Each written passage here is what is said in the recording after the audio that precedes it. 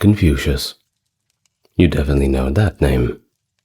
The Chinese refer to him as Kongzi. He was born in 551 BC in what is now Shandong Province, the People's Republic of China. A revered philosopher whose teachings profoundly shaped East Asian culture and thought. His philosophy, known of course as Confucianism, emphasizes ethics, interpersonal relationships, fairness, sincerity, and advocating for unwavering loyalty to the family, ancestral reverence, and respect for elders as the foundation of a harmonious society and effective government. Although Confucius held minor roles within the government, he's best known for his work as an educator, with his teachings compiled by his disciples in the Analects. While despite periods of neglect, Confucianism became China's official philosophy, deeply influencing governance and education. The ideas of Confucius have left a lasting legacy on Chinese, Korean, Japanese, and even the society of Vietnam, shaping their ethical frameworks and educational systems. And his influence continues to resonate in contemporary discussions on ethics and government policy. Hello and welcome to the channel. Going all the way back to ancient China today. And that's a long way back. Of course, if you ask any Chinese person, they will quite eagerly tell you about their 5,000-year-long history. And yes, they are correct. It is indeed 5,000 years of written records, depending on what you class as writing. Now, as always, if you want to support the channel, you're doing it already. And how about if you leave a comment, and the most interesting one I will pin so everybody can enjoy it. So write something interesting, and I may just pin your comment. Who knows? But for now, let's get on with the biography for today. Now it's going to be part biography, part explanation of the specifics of Confucianism. I spent quite a lot of time in China, so I understand them well enough, but we will continue. Well, of course we have to start in 551 BC, where we find ourselves in the region, ancient name of Zhou, which is now part of modern-day Shandong Province in the People's Republic, and that was where Confucius was born. The region was theoretically under the jurisdiction of the Zhou dynasty, but however in practice it was pretty much governed independently by the regional lords of Lu, who held power from the neighboring city of Chifu.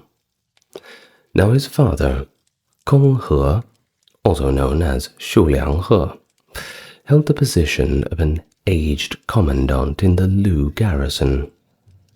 His lineage can be traced back to the Shang dynasty, which is of course much earlier. Now, that also preceded the Zhou dynasty, of course, through the Dukes of Song in his lineage. Now, according to conventional narratives, it is said that Kong He's grandpa relocated the family from the state of Song to the state of Lu. Now, some contemporary researchers do not actually acknowledge Confucius's lineage from the Song aristocracy, so there's a little bit of argument for that, but we're not going to harp on about it, because it's not very fun. Well, Confucius's father passed away when he was only 3 years old. And this is bad news because it led him to be reared in poverty by his mother, whose name was Yan Zhengzai. His mother subsequently passed away before reaching the age of 40. and at the age of 19 years old, he entered into marriage with one Lady Qi Guan, and within 1 year, they welcomed their first child. Congratulations! A son named Kong Li. Now do remember that the surname comes first in Chinese names, so Kong is the surname and Li is the given name. Usually Chinese surnames are just the one character. Given names are more often than not two characters. But in this case it's just the one. Now, Qi Guan, his wife, and Confucius subsequently also had two daughters, but it is believed that one of them passed away during childbirth, while the other one was named Kong Jiao. Now, on to Confucius's education. He had his education at schools that were open to the general public, where he studied and acquired knowledge in the 6 normal arts. Now, Confucius was born into the Shi class, which, well, Shi is it's not quite nobility, it's kind of the gentry. Of course, it occupies this position between the nobility and the common people. So think of the middle upper class. Well, according to reports, he had already had multiple government positions in his early 20s, and he also worked as a bookkeeper and a caretaker of sheep and horses. Do remember, when we use the term bookkeeper, that the Chinese had paper a long time before anybody else. In fact, they had a lot of things a long time before anybody else. Perhaps a video on Chinese inventions soon. Well, Confucius used the money he earned from these occupations of bookkeeper and caretaker of animals to provide his mother with a dignified burial, which shows, of course, that he was indeed quite appreciative of her stepping up to bring him up when his father passed away. According to the old histories, Confucius, at the age of 23 years old, went into a period of mourning for his mother. Now, during the time of Confucius in general, the state of Lu was governed by a hereditary ducal dynasty. Now, beneath the duke, there were 3 noble families of quite considerable social status, whose leaders carried the title of Viscount and occupied inherited positions within the Lu bureaucracy. Oh, and by the way, we use terms like Duke and Viscount as the best translations that we have from the Chinese terms for them. They're pretty much the same. Sometimes there's a little bit of nuance carried, but we can pretty much take these as generally good translations for the terms. Now, the Ji family occupied the role of, I quote, minister over the masses, which is also known as the prime minister, which is effectively serving the same function. The Meng family held the position of minister of works, while the Shu family held the position of minister of war. In 505 BC, during the winter season, a loyal follower of the Ji family, Yang Hu, organized a rebellion and successfully overthrew the Ji family to take control. But nevertheless, in the summer of 501 BC, 3 hereditary families managed to remove Yang from the Lu state. It was at that time that Confucius had established a significant reputation through his teachings. People were starting to talk, and families began to recognize the importance of behaving correctly and morally in order to demonstrate a loyalty to a legitimate government. Thus, in 501 BC, and after many years of building a reputation, worth talking about, that's for sure, Confucius was appointed as the governor of a town, a relatively low-ranking position, but a position nonetheless. Ultimately, he ascended to the role of Minister of Crime. According to the Xunzi, after taking his position, Confucius commanded the execution of Shandong Mao, a scholar and official from the Lu state. You see, Shandong Mao was also quite popular, sometimes for the wrong reasons, but perhaps just a rival. His lectures were attended by 3,000 disciples, and not just once. These were multiple occurrences.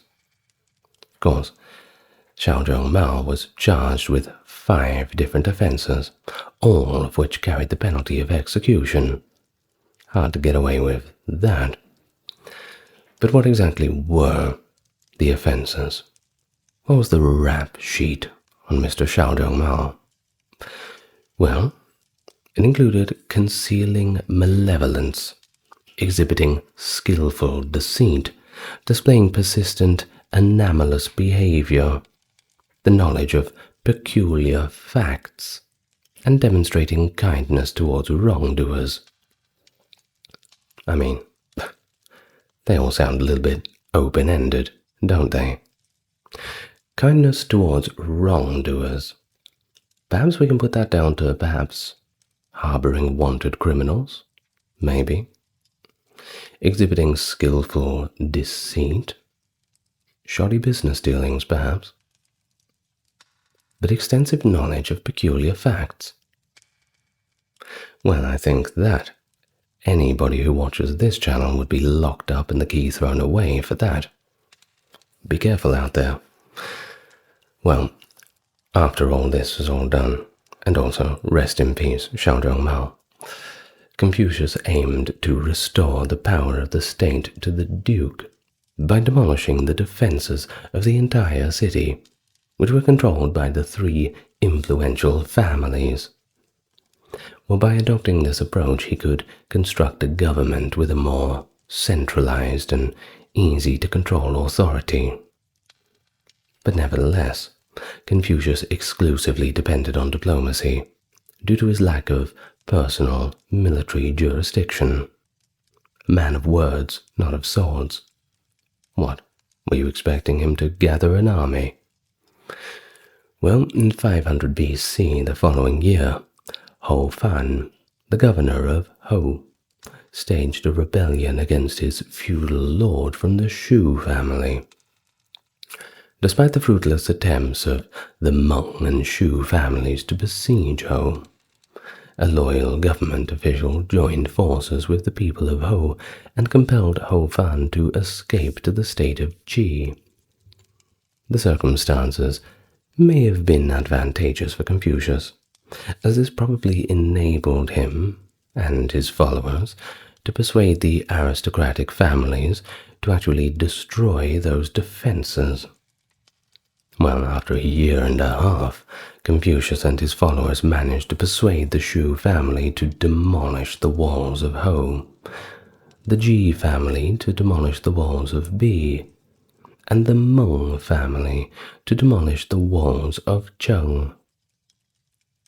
In 498 BC, the Shu family mobilized their army and successfully dismantled the walls of the Hou city. Now, shortly after, Gongshan Furao, a loyal follower of the Ji family, started a little rebellion of his own, and he commanded troops stationed at Bi, troops that he had seized for his own purposes. Well, without delay, he initiated an assault and successfully penetrated the capital city of Lu. Prior to this, however, Gongshan had propositioned Confucius to join him, a proposition that Confucius had contemplated as he desired the chance to implement his beliefs. However, ultimately he abandoned the proposal. Confucius held a principled disapproval of employing violent revolution. despite the fact that the Ji family had long maintained dominance over the Lu kingdom by use of force, and had previously forcefully expelled the duke. Well, Gongshan, in contrast to the previous rebel Yang Hu, may have aimed to dismantle the three hereditary families and reinstate the authority of the duke. Nevertheless, it's asserted that Gongshan was motivated by Viscount Ji Huan to launch an invasion on the Lu capital in order to evade the removal of the Bi defensive walls. Regardless of the circumstance, Gongshan was regarded as a morally upright individual who persistently supported and protected the state of Lu, even in the face of being compelled to escape.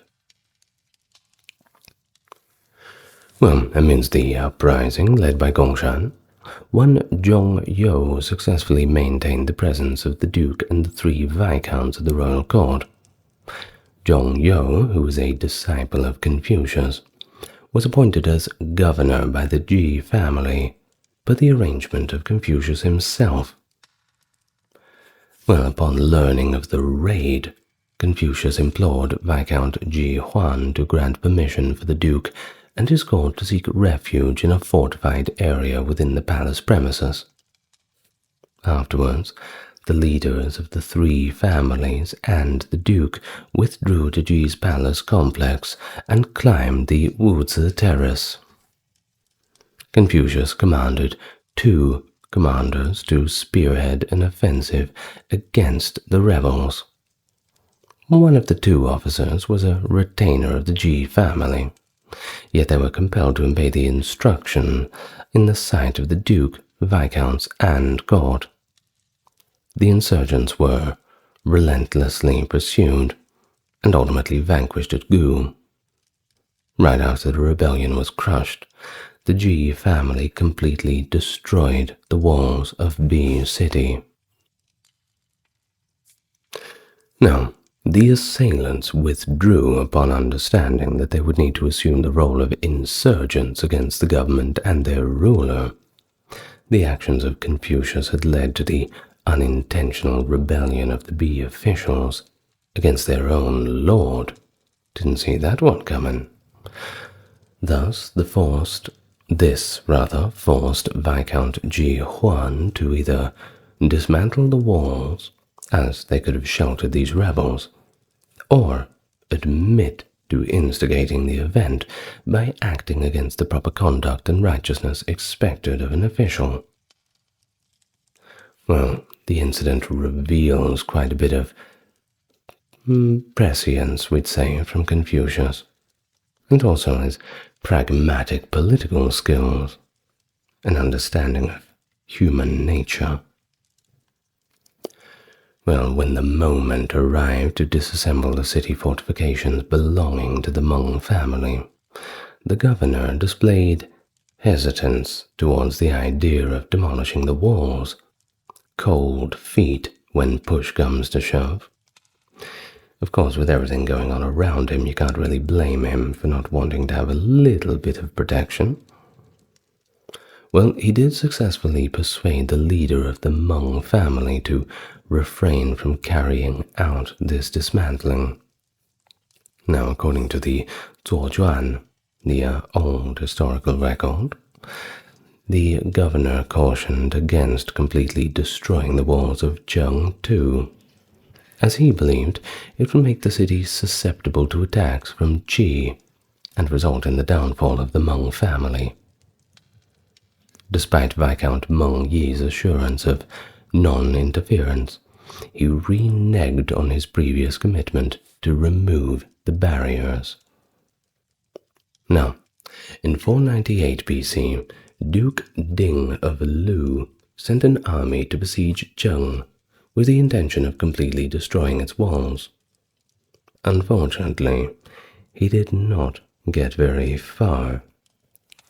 Therefore, Confucius was unable to accomplish the idealistic reforms that he had desired, and that included the reinstatement of the legitimate rule of the Duke. His accomplishments until this point had earned him more than a few enemies within the state, particularly Viscount Ji Huan, who for quite some time had a frothing-at-the-mouth hatred for him. Well, based on the narratives in the Zuozhuan and the records of the Grand Historian. That's by Sima Quan, by the way. Sima Qian, not Quan, excuse me. Confucius left his native region in 497 due to his endorsement of the unsuccessful endeavor to dismantle the fortified city walls belonging to the influential three families, that being the Ji, the Meng, and the Shu families, and thus he departed from the state of Lu without formally stepping down. No resignation letter, just didn't show up to work. We've all done it, or those who haven't have dreamed of it. Of course, Confucius chose to live in self-imposed exile, and, of course, he was completely unable to return as long as Viscount Ji Huan remained alive. If he did return, he would certainly not last too long. Now, according to the old records of the Shiji, the Qi state expressed concerns about the increasing authority of Lu while Confucius was engaged in the governance. According to this narrative, Qi deliberately undermined Lu's reforms by dispatching a consignment of 100 high-quality horses and 80 exquisite dancing girls to the Duke of Lu. For a span of 3 days, the Duke was in a lap of luxury, complete hedonistic pursuits, and he completely neglected his official responsibilities. Well, Confucius experienced disappointment and made the decision to go from Lu in order to find more favorable circumstance. However, leaving immediately would reveal the misconduct of the Duke, and consequently result in public embarrassment for the monarch whom Confucius was serving, and we couldn't have that. Therefore, Confucius patiently awaited the Duke's occurrence of a minor error.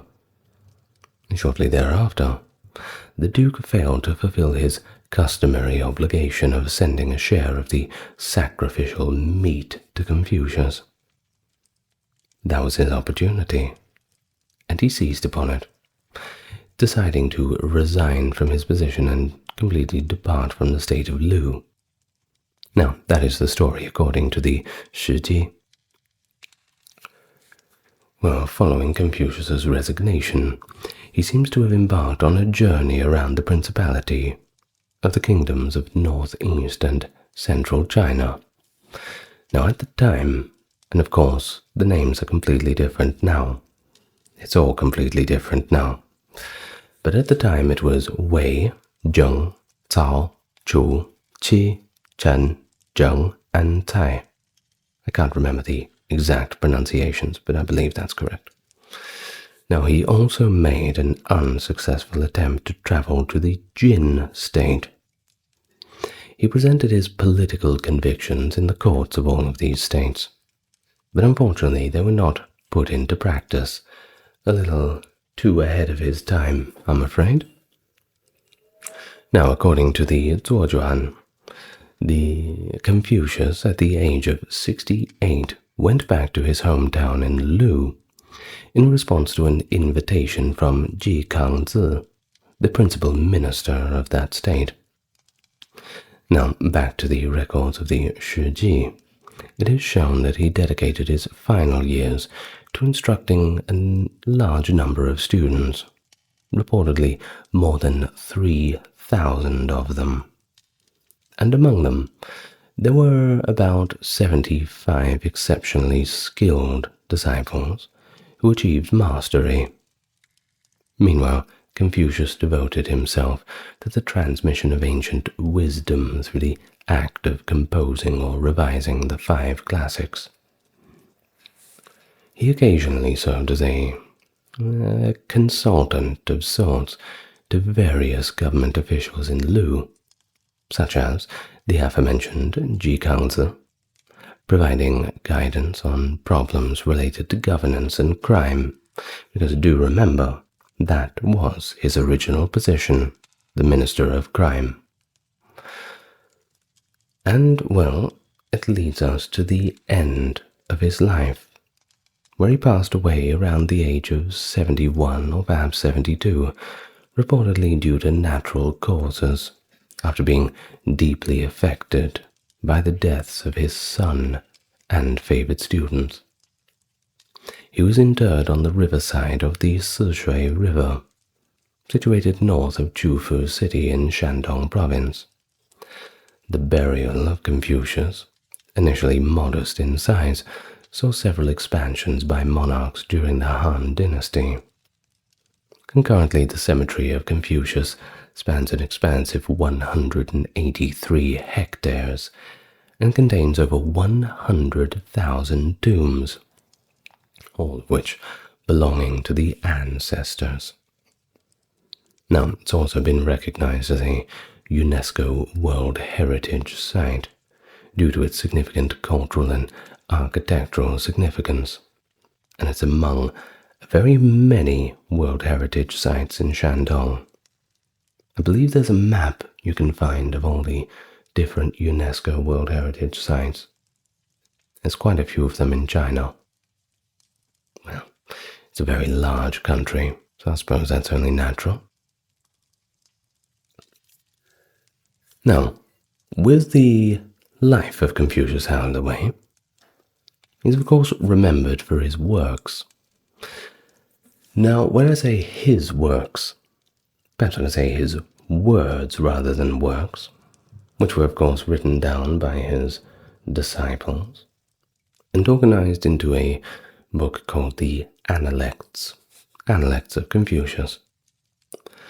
Now, within this work, Confucius doesn't put himself as a trailblazer, but more of a transmitter who originated old ideas. Of course, you think about how ancient Confucius seems to us. Well, in his time, he was quite convinced that he was passing on ancient ideas.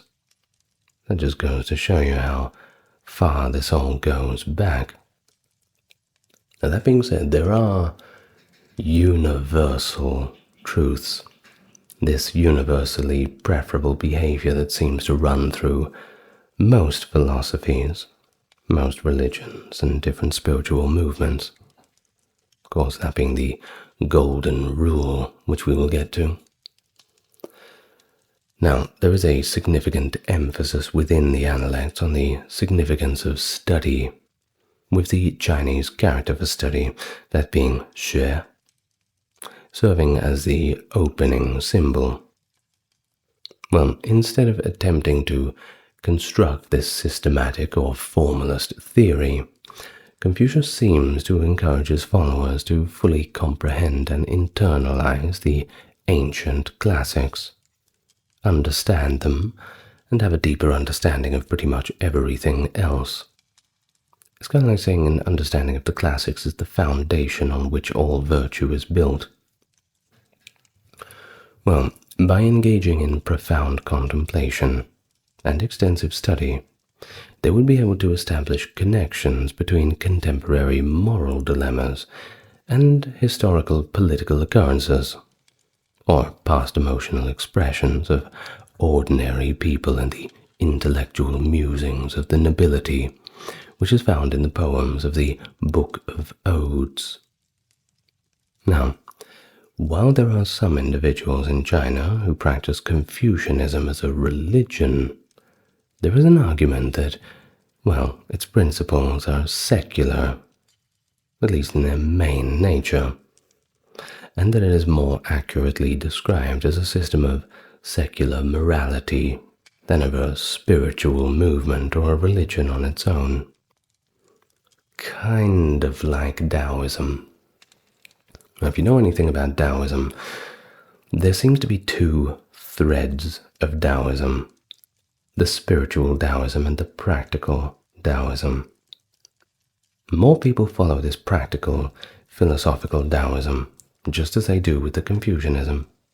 And you'll find that even in the modern day, the majority of Chinese are atheistic in nature, albeit they are open-minded to such spiritual ideas as it's in their culture. But it's more of an expression towards ancestor worship than it is to a all-seeing, all-knowing being.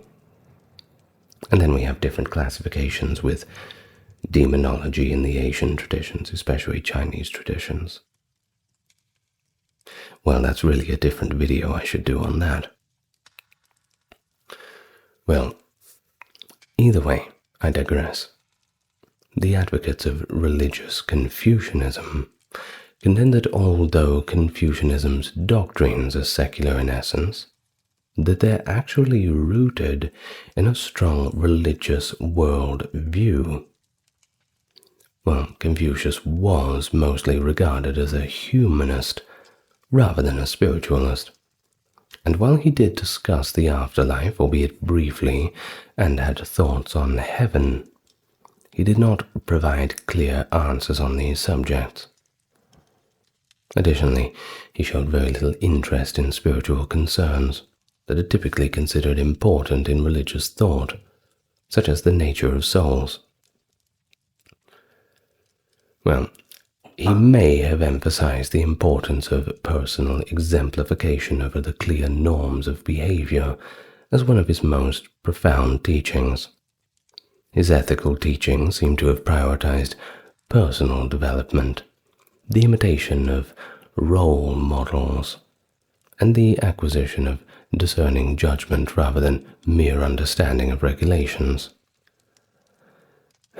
Really, we can boil down Confucian ethics into a form of virtue, ethics, and rules. The teachings that Confucius imparts are pretty seldom dependent on logical reasoning and ethical principles, and approaches the communicated indirectly through allusion, innuendo, and even tautology.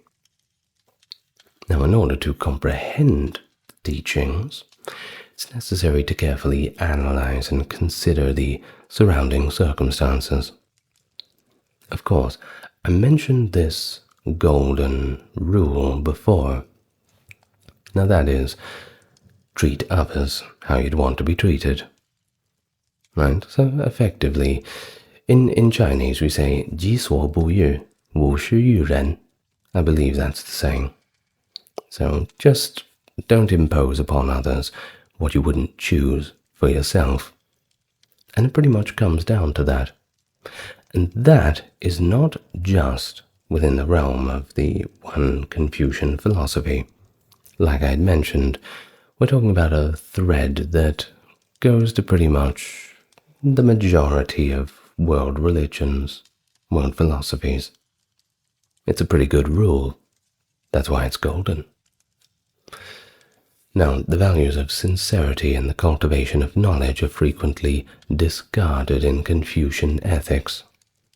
You see, engaging in good behavior towards others is initiated by virtuous and genuine thoughts, which are actually more rooted in knowledge.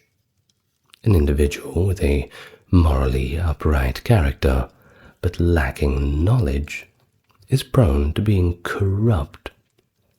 Now, he is also prone to performing morally upright actions without genuine sincerity, and that does not constitute genuine righteousness. The two need to walk together hand in hand. Developing knowledge and sincerity is crucial for personal growth.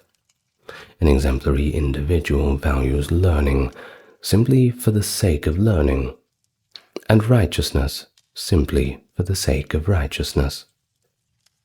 It sounds easy. Well, try putting it into practice, I suppose. Now, more on this idea of ethics. It's demonstrated through this concept known as li, is founded upon the three fundamental conceptual elements of existence, those being 1. Rituals connected to the offering of sacrifices to the ancestors and diverse deities when called for. 2. Societal and governmental establishments, and 3. The code of conduct which governs daily interactions. Now, while some held the belief that this Li had celestial origins, Confucius emphasized the cultivation of Li through the deeds of wise leaders throughout human history. His explanations of Li appear to expand the term as encompassing any actions undertaken by an individual to construct an ideal society, rather than solely those that adhere to traditional standards of ceremonial courtesies. Well, in the early Confucian tradition, Li referred to the act of carrying out appropriate actions at the appropriate moments, the right time, the right place. Now, this involves striking this balance between upholding established standards to sustain a morally upright society and deviating from them when necessary to achieve ethical goodness. Studying the teachings of wise individuals from the past helps individuals develop these virtues, such as ethical discernment, which involves knowing when to modify traditional practices in response to specific situations. Within this framework of Confucianism, the notion of Li is intricately connected to the concept of Yi, which is founded on the principle of mutual exchange and interdependence. Thus, this term Yi can be interpreted as righteousness, in a very simple sense, although it does encompass the concept of determining the ethically optimal course of action within a certain environment. Now, the word is in opposition to actions motivated by self-interest. Although seeking self-interest is not inherently negative, individuals can become more virtuous and morally upright by aligning their lives with a path that aims to promote welfare of the larger community. Therefore, the result of Yi is the act of performing the correct action with a justifiable motive. You understand? It's interesting, isn't it? Now, here's the next bit. The alignment of activity with Li necessitates adherence to the principle of Yi, which in turn is connected to the fundamental value of Ren. So, Ren is comprised of these 5 fundamental virtues, that is, sincerity, diligence, kindness, generosity, and seriousness. Ren is a virtue that involves fulfilling one's responsibility towards others. Now, it is commonly translated as benevolence or humanness or empathy. It also may be referred to as goodness and authoritativeness, perhaps even selflessness. Now, Confucius's ethical framework was founded on empathy and comprehending others, rather than on norms believed to be imposed by a heavenly being. Enhancing one's instinctive reactions of Ren to serve as intuitive guidance is superior to adhering strictly to the principles of Yi. Confucius suggests that virtue is a moderate position between the two extremes. For example, one who is truly magnanimous may provide an appropriate amount, neither excessive nor insufficient, the Goldilocks zone, not too cold, not too hot. Now, in terms of political ideology, Confucius's thoughts are founded on his ethical philosophy. It always carries over to everything. There is this fundamental base that you work from, whether that be in your daily back and forth or running an entire country. He contended that the most effective kind of governance is one that exercises authority through the rights or the li and moral principles rather than relying on incentives and force. He emphasized that this particular analect is among the most crucial ones. For example, if a populace is guided by laws, and consistency is intended to be instilled through punishments, they would strive to evade the punishment, but will lack a sense of shame. If individuals are guided by virtue and strive for consistency through adherence to the principles of appropriateness, they will develop a sense of shame and ultimately become morally upright. Now that text being referred to as Analects 2.3. But you might have noticed that interesting little words there, that sense of shame. In Chinese, that's a little bit different.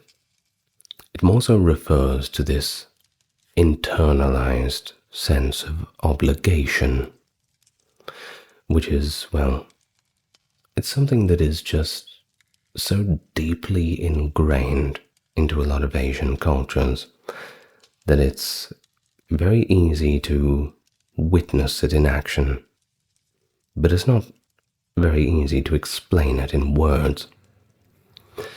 Well, Confucianism places this higher importance on establishing a community that is in harmony rather than focusing on the ruler's personal interests. It also rejects the use of monetary rewards and severe punishments, along with downplaying the significance of institutions and in directing people's conduct, as seen in the previous traditions of legalism. Instead, Confucianism boils everything down to this base cultivation of moral virtues. Effectively, if everybody has these moral virtues, beaten into them, for lack of better words, then society will run smoothly. Because how could it not run smoothly if everyone is moral? You see how it kind of sounds like a one-stop shop? A one-size-fits-all for governments and societies. Everybody working together. You can see a lot of this in the way that the modern society of China runs. Now, Confucius expressed this sense of longing for the past, and he encouraged his people, especially those who were in positions of government and authority, to emulate the behavior and values of their predecessors.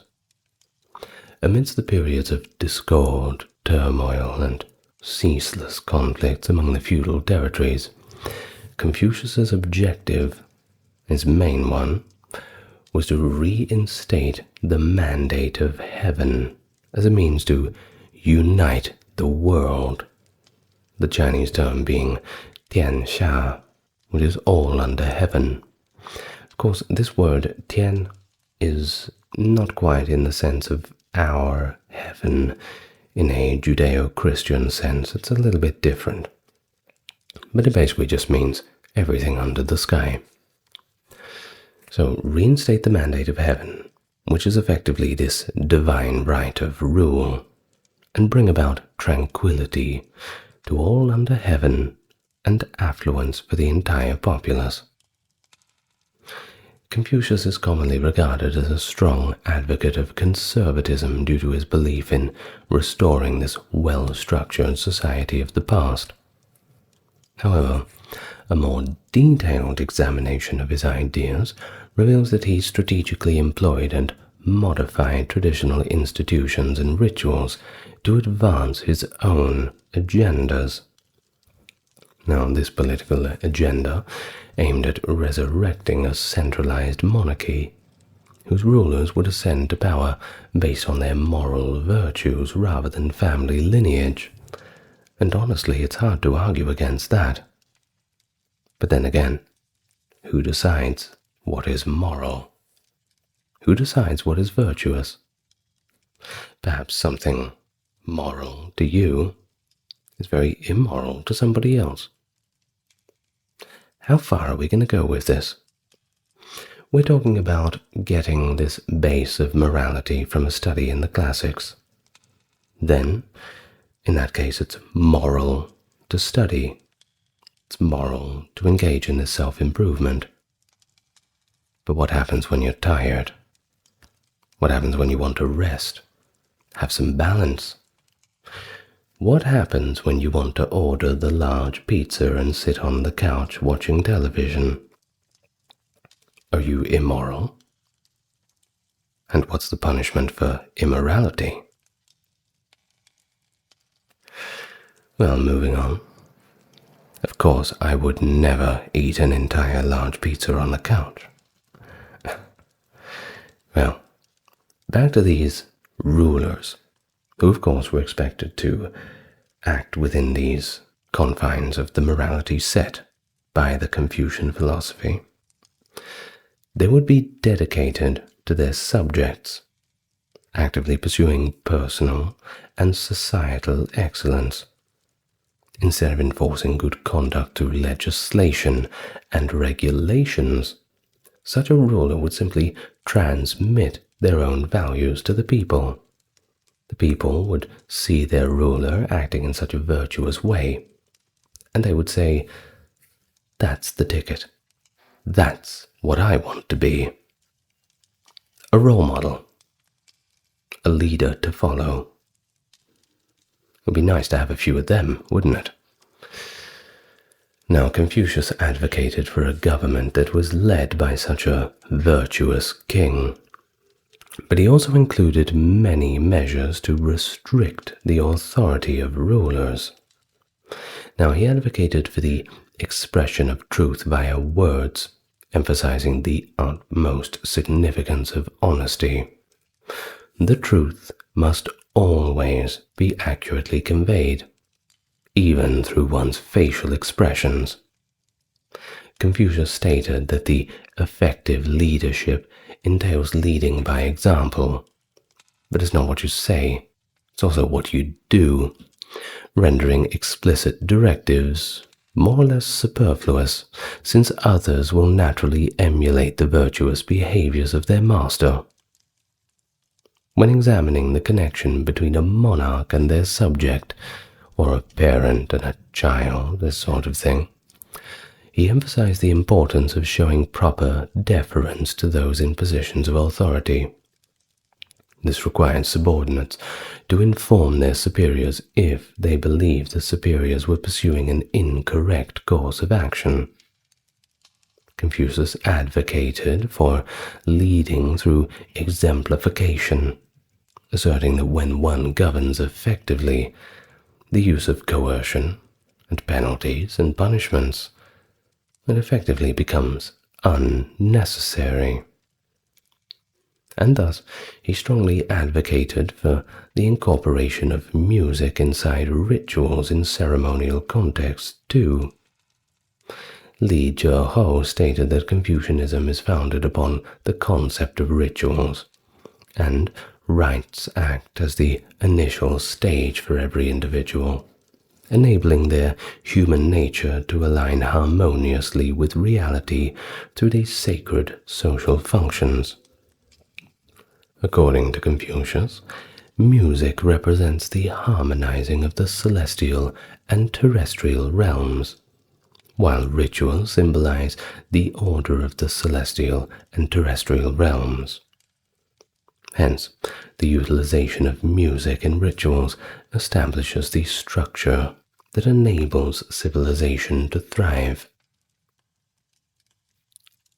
Now, the Confucian perspective on music drew significant influence from the classic of poetry and the classic of music, which was regarded as the sixth Confucian classic, until it was unfortunately lost during the chaos of the Han period. But the classic of poetry, the prominent Confucian classic that encompasses a wide range of poems and folk melodies, now that is an interesting one. Traditionally, Confucius is credited with compiling these masterpieces within his school. Now, Confucius emphasized the significance of poetry in fostering the intellectual and moral growth of an individual in his work, The Analects. And here is what he wrote about it. The master said, "My children, why do you not study the book of poetry? The odes serve to stimulate the mind. They may be used for the purposes of self-contemplation. They teach the art of sociability. They show how to regulate feelings of resentment. From them, you learn the more immediate duty of serving one's father, and the remoter one of serving one's prince. From them we become largely acquainted with the names of birds, beasts, and plants." Now back to a little bit more politics. Confucius disapproved of the intrusion of globalism into China, particularly in the realm of music. He advocated against the adoption of musical influence from the Persians, Greco-Bactrians, and the Mongols. They had more contact with each other than you might previously think. Well, Confucius' ideas were subsequently codified into a comprehensive system of regulations and customs by his countless disciples and adherents, who compiled his teachings into the Analects. Following his death, his philosophical school was carried on by his pupils and his sole grandson, Zisi. These endeavors disseminated Confucian principles to students who subsequently assumed positions as officials in numerous royal courts in China, thus subjecting Confucianism to its initial comprehensive examination of doctrines. And from there, the snowball just kept rolling down the hill. Even in our current year, 2024, if you're watching this in 2024, the ideas of Confucius can still be seen pretty much everywhere, at all levels in Chinese society.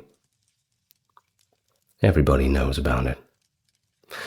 And whether people know or not, they're still following those little rules that were set so long ago. 己所不欲，勿施于人. Treat others how you'd like to be treated. It's just as easy as that. Now, I'm going to thank my top-tier patrons and supporters. Dark, Kerry, Kimberly, Ember, Ben, Britt, Charles, Aaron, James, Jeffrey, Melissa, Scott, Stark Factory, Wendy, Jaden, and Sherry. Sherry baby. Sorry, Sherry, I had to do it. I'm sure you hear that every single day. Once more's not going to hurt, surely. Good night, everyone. Lots of love to you all. And think about the golden rule.